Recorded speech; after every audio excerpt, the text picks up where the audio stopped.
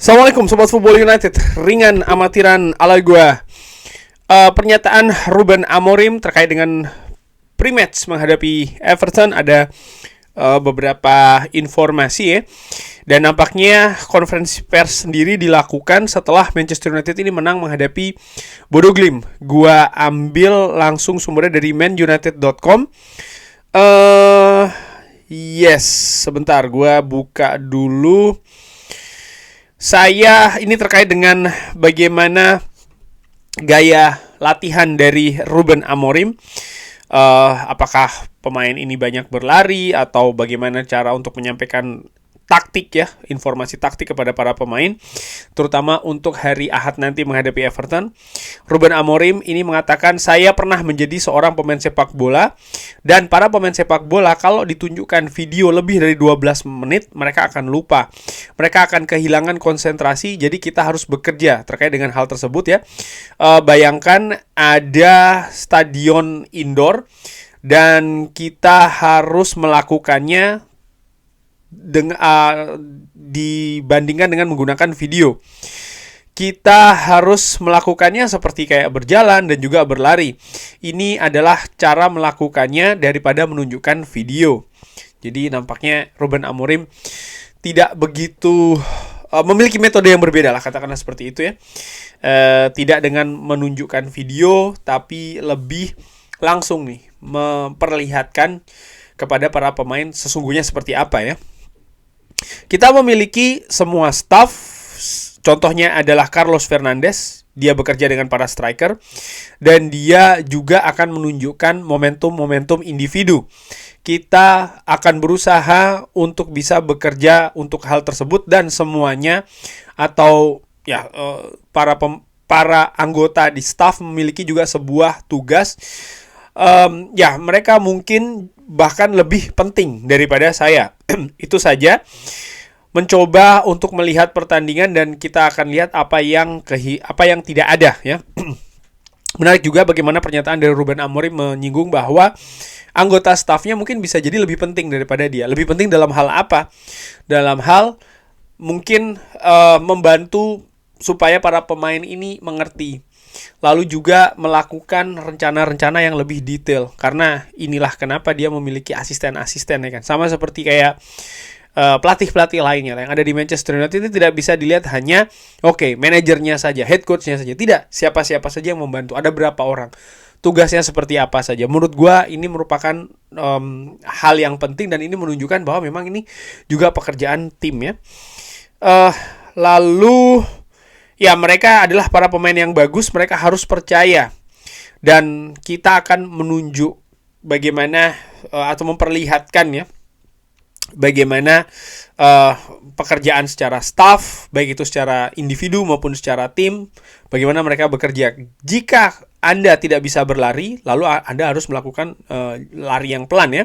Lalu akan melakukan beberapa latihan. Tentu saja ini tidak sama, tapi Anda harus bisa mengaturnya dan mencoba untuk menang. Ruben Amorim juga memberikan pendapat terkait dengan Sendais. Disebutkan bahwa Sendais ini merupakan seorang pelatih yang berkualitas dan mengerti liga dan juga mengerti kualitas dari lawan. Dan juga terkait dengan masa recovery yang pendek, bagaimana Ruben Amorim ini menekankan pentingnya tetap untuk bisa merawat energi, terutama untuk melakukan possession. Ini akan menjadi pertandingan yang berbeda. Akan ada banyak perjuangan, bola-bola panjang, dan juga bola-bola kedua. Pelatih yang berkualitas, yang mengerti liga dan mengerti kualitas dari lawannya. Kita butuh untuk mendapatkan bola karena kita butuh untuk mendapatkan keberanian ya, karena kita hanya memiliki waktu yang sempit untuk bisa melakukan recovery. Jadi saya berharap untuk sebuah kemenangan, dan saya juga berharap untuk melihat hal yang berbeda dari tim saya, seperti yang kita lakukan ketika menghadapi Ipswich dan ketika menghadapi Bodo Glimt. Dengan Everton kita akan tanpa latihan, tapi mungkin saya harus melihat hal yang berbeda dan melihat hal yang lebih bagus. Dan di konferensi pers juga ditanyakan bagaimana formasi dari Ruben Amorim ini banyak didiskusikan menggunakan 3-4-2-1 sistemnya. Tapi Ruben Amorim ini menekankan pentingnya untuk bisa fleksibel. Hari ini kalau saya menanyakan kepada kalian, artinya media-media ya, sistem apa yang saya gunakan menghadapi Bodo Glimt, Anda melihat ini mungkin lebih ke 4-4-2 dalam bertahan. Saya pikir Anda setuju. Jadi kita menempatkan dua pemain yang melebar seperti tim-tim lainnya di Liga. Anda harus merubah karakteristiknya. Diogo Dalot dan juga Malaysia memiliki hal dalam sisi atau mereka ini sebenarnya lebih sebagai pemain bertahan ya. Karena mereka bertahan dengan 4 back dan hari ini Ahmad dan Anthony mereka bermain seperti seorang pemain sayap dan mereka terus terbuka. Apa yang saya inginkan adalah situasi 1 lawan 1 yang bagus di lapangan yang terbuka untuk bermain dan juga untuk menutup lapangan ketika kita kehilangan bola. Dan ini sama di semua tim. Saya berpikir bahwa struktur ini lebih cair dari yang Anda pikirkan dengan 3 pemain gelandang. Bahkan kita mengakhiri pertandingan tanpa posisi center back. Jadi ketika kita mengakhiri pertandingan menghadapi Bodo Glimt ya, adalah Casemiro, Mazraoui dan juga Luke Shaw.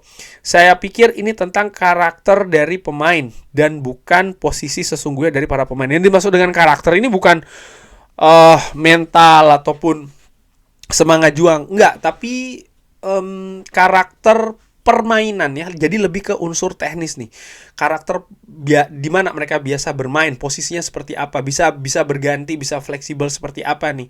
Kecenderungannya mereka ini bermain seperti apa. Itu yang dimaksud dengan karakter di sini. Dan menarik bagaimana Ruben Amorim mengatakan bahwa ya mereka bermain fleksibel dan yang penting justru bukan formasi yang kaku tapi fleksibel dalam bermain. Tadi disinggung situasi 4-4-2, gue kalau tidak salah di live commentary juga sempat menyinggung ya, kurang lebih di beberapa bagian akhir dari pertandingan menghadapi Bodo Glimt seakan Manchester United memang tampil dengan 4 back. Tapi tentu saja terus berubah lagi menjadi 3. Jadi betul-betul fluid atau betul-betul cair. Dan menarik juga bagaimana Ruben Amorim ini harus, ya karena memang ada squad para pemainnya ini seperti ini, artinya belum ada pemain yang berganti-ganti, dilepas atau didatangkan, ya dia harus memanfaatkan. Dan dia menyinggung misalnya Diogo Dalot dan juga Tarel Malaysia yang lebih berfungsi sebagai pemain belakang, sementara Ahmad dan Anthony ini lebih berperan sebagai pemain sayap. Dan kalau gue ingat-ingat memang ketika pertandingan tersebut mereka lebih tinggi posisinya ya, kedua pemain ini Ahmad dan juga Anthony, tentu saja dengan menit bermain yang berbeda. Sementara di belakangnya ada seorang Mazraoui yang menurut gue cukup luar biasa dalam menutup area pertahanan khususnya sebelah kanan dari Manchester United, sehingga pemain yang ada di depannya entah itu Anthony ataupun Ahmad ini lebih ke depan lagi. Jadi menurut gue bisa jadi kita akan melihat hal yang berbeda ketika menghadapi Everton, seperti yang gue singgung di video sebelumnya bahwa dalam keadaan masih baru ini, adaptasi, pengenalan, asesmen dan lain-lain, ada 2 proses yang tentu saja dilakukan oleh tim kepelatihan dan juga skuad Manchester United. Mereka sama-sama saling mencoba untuk mengerti dan juga memahami tentang sistem yang ingin diterapkan di atas lapangan. Namun seperti yang Ruben Amorim katakan juga, ini waktunya sangat sempit. Bahkan kabarnya mereka hanya ada 1 latihan nih setelah menghadapi Bodo Glimt sebelum menghadapi Everton.